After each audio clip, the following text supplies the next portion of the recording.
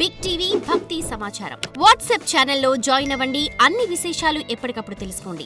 వాగర్థావివ సంపృక్తౌ వాగర్థ ప్రతిపత్తయే జగతః పితరౌ వందే పార్వతీ పరమేశ్వరౌ.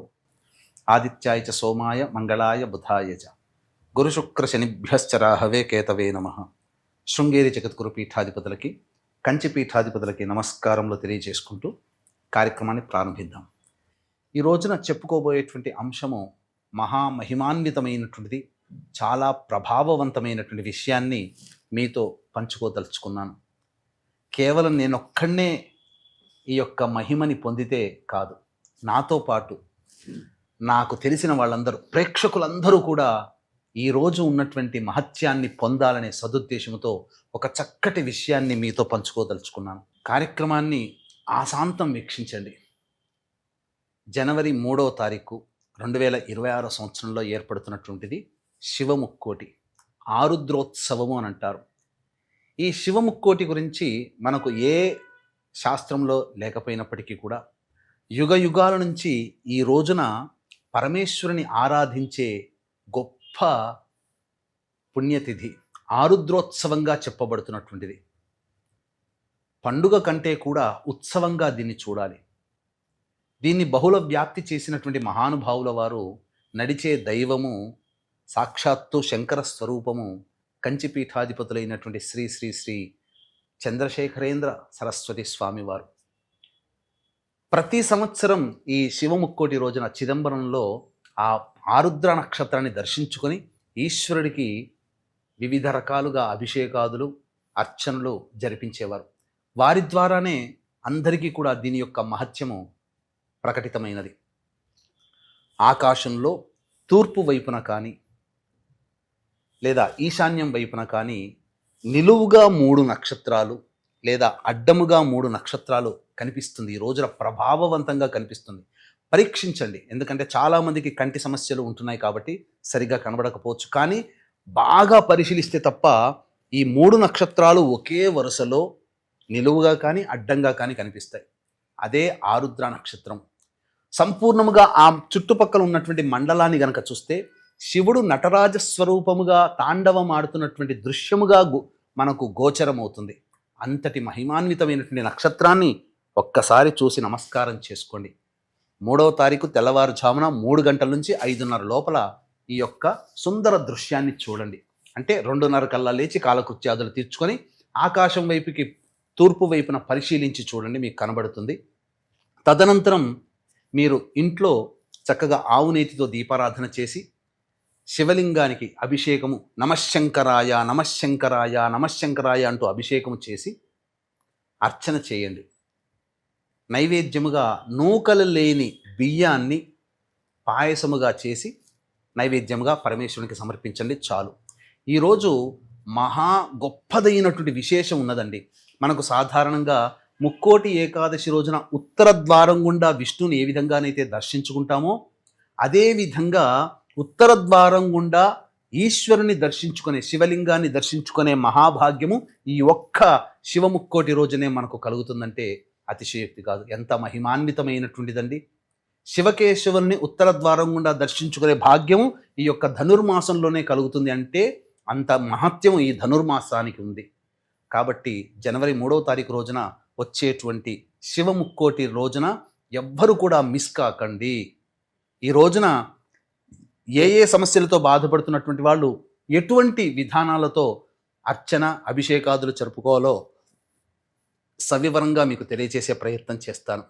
వీక్షించేటువంటి ప్రేక్షకులకి గమనిక, ఈ యొక్క శివముక్కోటి సందర్భంగా జనవరి 3వ తారీఖు రోజున మన పీఠం ఆధ్వర్యంలో శ్రీశైల క్షేత్రంలో కానీ శ్రీకాళహస్తి క్షేత్రంలో కానీ ఈ 2026వ సంవత్సరం అంతా కూడా మీకు శుభం కలగాలి, అన్నింటా మీకు జయం కలగాలి, మీ సంకల్పం నెరవేరాలి, ముఖ్యంగా నవగ్రహాలు సంపూర్ణంగా అనుకూలించాలి అనే సదుద్దేశముతో సర్వదోష నివారణ పూజల హోమాలలో భాగంగా నవగ్రహ పాశుపత హోమము, అనారోగ్యం కోసం మృత్యుంజయ హోమము, శాంతి కోసం రుద్ర హోమము, అలాగే ఆటంకాల నివారణ కోసం లక్ష్మీ గణపతి హోమము, వివాహం కాని అబ్బాయిలకి అమ్మాయిలకి మరియు దాంపత్య సమస్యలకి హోమాదులు, అలాగే శత్రుబాధ నరఘోష కోర్టు సమస్యల నివారణకి సుదర్శన మూలమంత్ర హోమము, కాలభైరవ హోమము, ముఖ్యంగా మేష, మిథున, కర్కాటక, సింహ, కన్య, వృశ్చిక, ధనస్సు, కుంభ, మీన రాశుల్లో జన్మించినటువంటి వారికి శని దోష నివారణకై శనీశ్వర హోమం అనేటువంటిది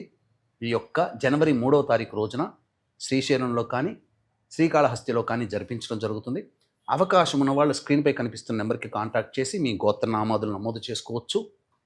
ఇందులో నమోదు చేసుకున్నటువంటి వాళ్ళకి శక్తిపాతము చేసినటువంటి కరుంగలి మాల ఇవ్వడం జరుగుతుంది. ఇక ఏ ఏ సమస్యలకి ఏ విధంగా చేయాలనేటువంటిది క్లుప్తంగా మీకు తెలియజేస్తాను. ఈ రోజున ఉద్యోగ సమస్యలతో బాధపడేటువంటి వాళ్ళు చెరుకు రసంతో కానీ బెల్లం నీటితో కానీ ఈశ్వరునికి అభిషేకము జరిపించి ఎర్ర జిల్లేడు పుష్పాలతో అర్చన చేయాలి.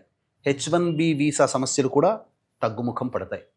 ఇక వివాహ సమస్యలతో బాధపడేటువంటి వాళ్ళు, దాంపత్య సమస్యలతో బాధపడేటువంటి వాళ్ళు ఖండ చక్కెర లేదా మిశ్రి అంటారు, వాటిని పొడి చేసి ఆ పొడిని నీటిలో వేసి ఆ నీటితో ఈశ్వరునికి అభిషేకం చేయడం, గన్నేరు పుష్పాలు లేదా మల్లె పుష్పాలతో అర్చన చేయడం. అలాగే గత జన్మ కర్మదోషాల వలనే ఈ జన్మల్లో మనం సమస్యలు ఎదుర్కొంటున్నాం. ఈ సమస్యల నివారణకి గత జన్మ కర్మదోషాలు తొలగిపోవడం కోసమై ఆవ నూనెతో ఈశ్వరుడికి అభిషేకము జరిపించి తుమ్మి పుష్పాలతో అర్చన చేయండి వీలైతే, లేదా మారేడు దళాలతో అర్చన చేయవచ్చు. ఇక ఆర్థికపరమైన సమస్యలు, వ్యాపారాభివృద్ధి కావాలి, వ్యాపార విస్తరణ కావాలి, రాని బాకీలు వసూలు కావాలి అనే సదుద్దేశముతో విభూతి కలిపిన నీటితో ఈశ్వరునికి అభిషేకం జరిపించి మారేడు పుష్పాలతో అర్చన చేయండి. ఒక్క మారేడు పుష్పముతో మనం అర్చిస్తే 1,00,000 బంగారు పుష్పాలతో అర్చించిన పుణ్య ఫలితం కలుగుతుందని శివపురాణమే చెప్పబడి ఉంది. ఇక ప్రధానంగా మేష, మిథున, కర్కాటక, సింహ, కన్య, వృశ్చిక, ధనస్సు, కుంభ, మీన రాశుల్లో జన్మించినటువంటి వారికి శని దశ అంతర్దశలు జరుగుతున్నటువంటి వాళ్ళకి శని బాధలు ఎక్కువగా ఉంటుంటాయి. కాబట్టి ఈ దోష నివారణార్థమై నవగ్రహాల చుట్టూ శివాయ నమః అంటూ 27 ప్రదక్షిణలు చేసి శివలింగానికి నల్ల నువ్వుల నూనెతో అభిషేకం చేయండి ఈ రోజున. అలాగే నీలిరంగు శంకు పుష్పాలతో కానీ నీలిరంగు చామంతి పుష్పాలతో కానీ అర్చన చేయండి, లేదా బిల్వ దళంతో అర్చన చేయండి, మారేడు దళంతో అర్చన చేయండి చాలు. అలాగే గత జన్మ కర్మదోషాలు తొలగిపోవడం కోసం ఇంతకుముందు చెప్పాను కదా, ఆవ నూనెతో ఖచ్చితంగా అభిషేకం చేయండి. సమస్త విధమైనటువంటి కష్టాలు తొలగిపోవాలి అనేటువంటి ఉద్దేశంతో గరికను నీటిలో వేసి ఆ గరిక నీటితో అభిషేకం చేయండి. తెల్ల జిల్లేడు పుష్పాలతో అర్చన చేయండి. ఈ విధంగా సమస్యలు ఉన్నటువంటి వాళ్ళు చెప్పినటువంటి ద్రవ్యాలతో అభిషేకం చేయండి. ముఖ్యంగా ఈ రోజున గంజి వార్చినటువంటి అన్నముతో, గోరువెచ్చగా ఉండాలి అన్నముతో ఈశ్వరునికి అభిషేకం చేయవచ్చు. లేదా ఆ గంజి వార్చిన అన్నానికి తేనెను కలిపి శివలింగముగా తయారు చేసి ఆ శివలింగానికి చక్కగా ఆవు నేతిని అద్ది అప్పుడు అభిషేకం చేయండి. మారేడు దళాలతో అర్చన చేయండి. ఈ విధంగా చేసినట్లయితే సకలమైనటువంటి మనోభీష్టాలు తొలగి సకలమైన మనోభీష్టాలు నెరవేరుతాయి. సకల కష్టాలు తొలగి మనోభీష్టాలు నెరవేరుతాయి. చాలామంది ఈ చేసినటువంటి ఆ అన్నముతో చేసినటువంటి శివలింగాన్ని ఏం చేయమంటారంటారు. దగ్గరలో నదిలో కానీ, సరస్సులో కానీ, సముద్రంలో కానీ, చెరువులో కానీ వేయవచ్చు, బావిలో కానీ వేయవచ్చు. ఏవి లేని వాళ్ళు ఒక బకెట్లో చక్కటి నీటిని తీసుకొని ఆ నీటిలో సాయంకాల ప్రదోషకాలంలో అర్చన చేసి నిమజ్జనం చేయవచ్చు. ఆ నీటిని ఎవరు తొక్కని ప్రదేశంలో వేస్తే సరిపోతుంది. ఆ నీటిని, అన్నాన్ని, లేదా ఆ యొక్క అభిషేకం చేసినటువంటిది మీరు చక్కగా ఎవరి తొక్కని ప్రదేశంలో వదిలిపెట్టినా చాలు, లేదా అగ్నికి ఆహుతి చేసినా చాలు. ఈ విధంగా మీరు ఈ శివముక్కోటి అని చెప్పబడేటువంటి జనవరి 3వ తారీఖు రోజున మిస్ చేసుకోకండి. ఈ రోజున చేసినటువంటి పుణ్య కార్యక్రమం అనతి కాలంలోనే మీ యొక్క సమస్యలను నివారణ చేస్తుంది. ఎంతటి ప్రభావవంతమైనదంటే ఈరోజు 1,000,000 సోమవారాలలో ఈశ్వరునికి అభిషేకం చేస్తే ఎంతటి పుణ్య ఫలితం వస్తుందో అంతటి పుణ్య ఫలితం ఈ శివముక్కోటి రోజున వస్తుందని మనకు శాస్త్రం. సృష్టి స్థితి లయకారకాలలో లయకారకుడు పరమేశ్వరుడు. కాబట్టి శివాజ్ఞ లేనిదే చీమైన కుట్టదు. ఈ కార్యక్రమం మీరు చూడాలన్నా, ఈ కార్యక్రమం చేయాలన్నా అది శివాజ్ఞ కాబోలు. అందుకే ఇంతటి గొప్పదైనటువంటి విషయం గురించి మీకు అందించాలి, ఆ సమాచారాన్ని అందించాలనే ఉత్సాహంతో మీకు చేరవేయడం జరిగింది. ఈ అవకాశాన్ని అందరూ సద్వినియోగపరచుకోండి. మీకు తెలిసిన బంధువులకి, స్నేహితులకి, హితులకి అందరికీ ఈ యొక్క విషయాన్ని చేరవేయండి. వారు చేసి పొందిన పుణ్యఫలంలో మీకు భగవంతుడు వాట ఇస్తాడు, అందులో సందేహమే లేదు. చక్కగా ఈ నియమాన్ని పాటించండి. అవకాశం ఉంటే ఈ రోజున మన పీఠమాధ్వర్యంలో శ్రీశైలంలో కానీ శ్రీకాళహస్తిలో కానీ జరిగే సర్వదోష నివారణ పూజల హోమాల్లో గోత్ర నామాదులు నమోదు చేసుకొని శక్తిపాతం చేసినటువంటి కరుంగలి మాలను సొంతం చేసుకోవచ్చు. అలాగే మరొక ముఖ్యమైనటువంటి విషయం ఏంటంటే 2వ తారీఖు రోజున సాయంకాలం ప్రదోషకాల సమయంలో 7 గంటల నుంచి 8 గంటల మధ్య కాలంలో మృగశిర నక్షత్రం 4వ పాదం ఉంటుంది. ఇది అమ్మవారి నక్షత్రం.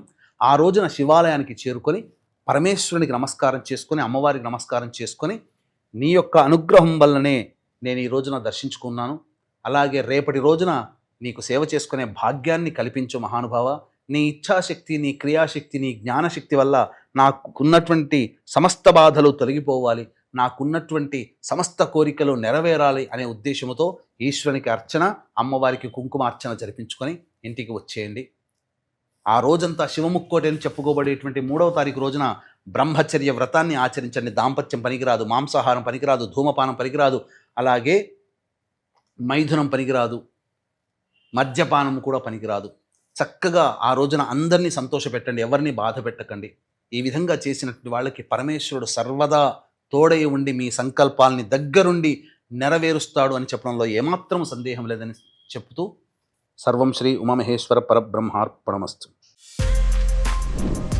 For more videos like this, subscribe Big TV channel.